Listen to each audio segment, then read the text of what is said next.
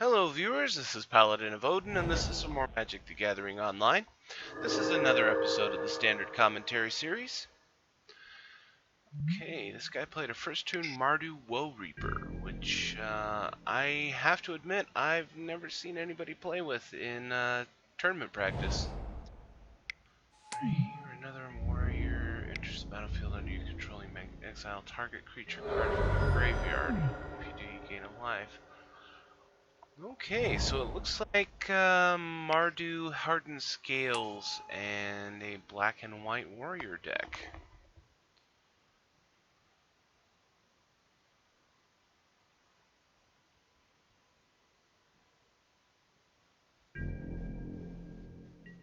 So we've got Servant of the Scale, which isn't going to be all that helpful on the defense thanks to Bloodchin Rager.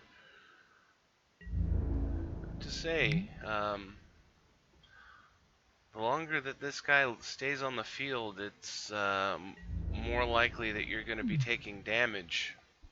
Unless you're playing a highly aggressive deck that can throw out creatures rapidly.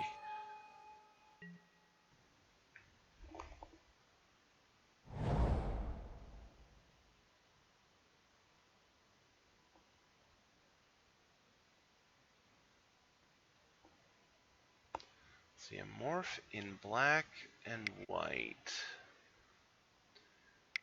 I'm gonna guess it's Hidden Dragon Slayer.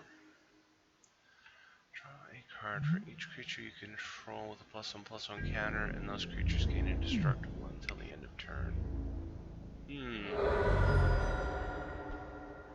Interesting tactic.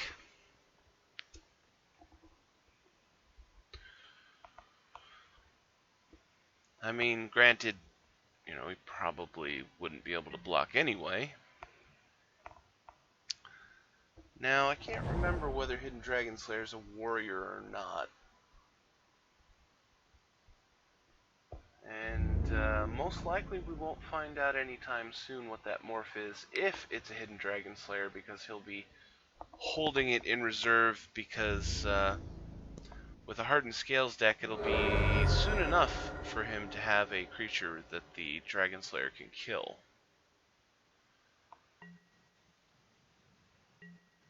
But with the way the Scales deck is playing, he's losing a lot of momentum here. Siege Rhino? Nope, 5 mana and a pain to play a Siege Rhino.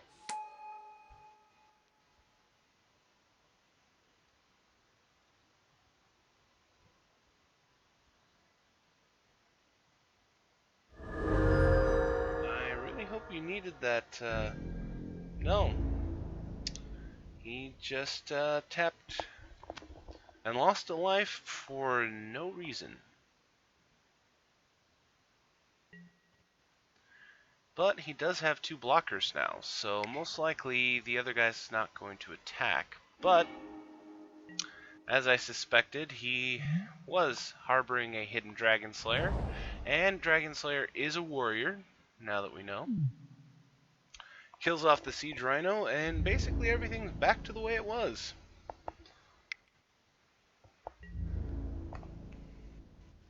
And he conceded, which is completely understandable because his deck was ridiculously slow in that game.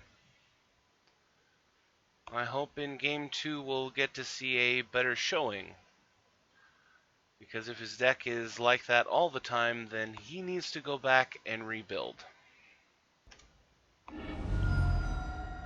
Alright, first turn, pops the Windswept Heath. Warden of the First Tree.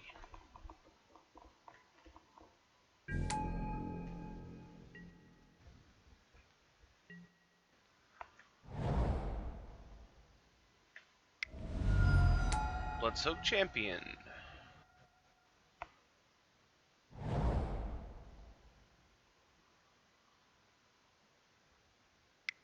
And Hardened Scales. I was wondering whether he was going to activate the Warden.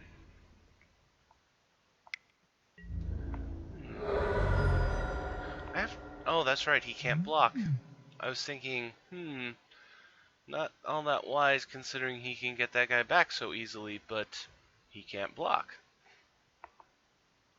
He played Herald of Anafenza,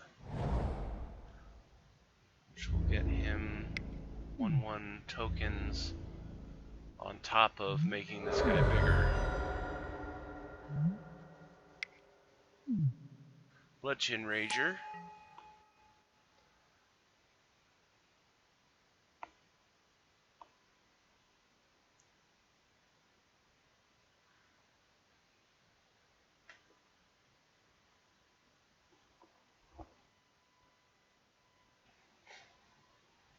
So, do you have a land? Okay.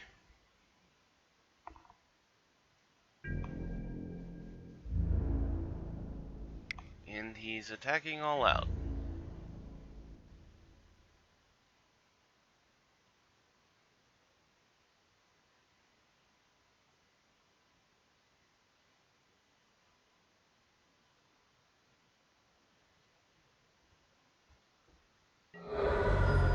Chooses not to block. We don't see a trick.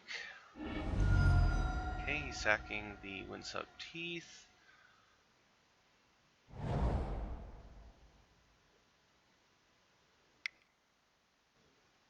Morph. Okay, so the Scales deck is now played a morph.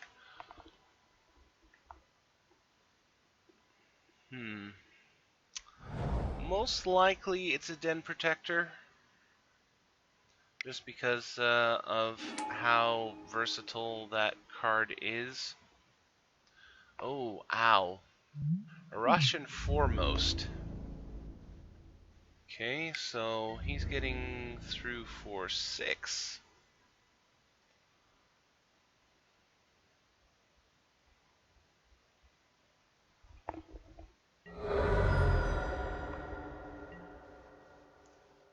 Okay.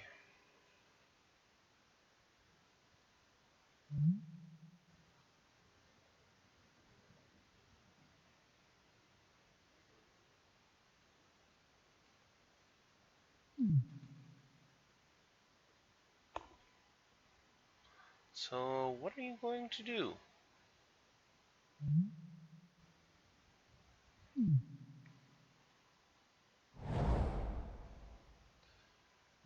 Okay, send Step Citadel.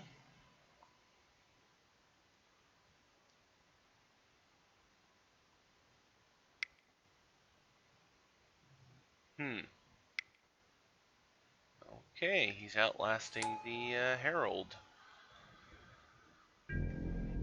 Which, I have to be honest, is an interesting choice.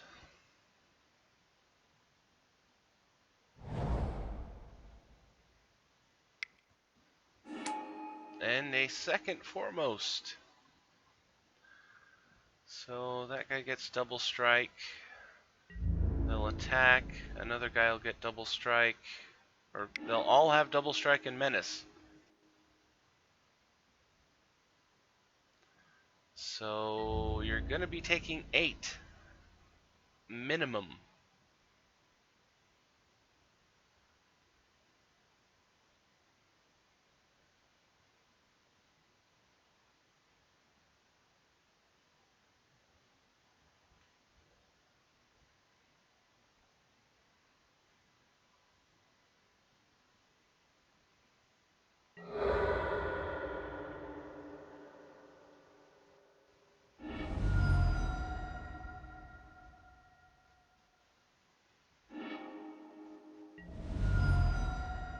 It was a Silumgar Assassin.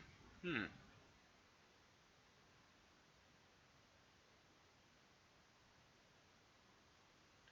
with power 3 or less than opponent control, so he's basically the opposite of the Dragon Slayer.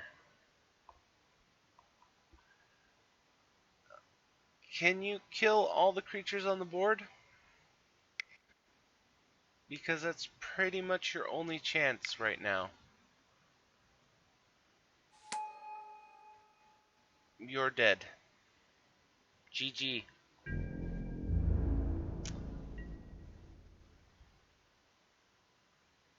I see a lot of promise in his deck because it has a lot of the regular pieces that you see in a Scales deck, but his deck is just too slow, and it cost him the match.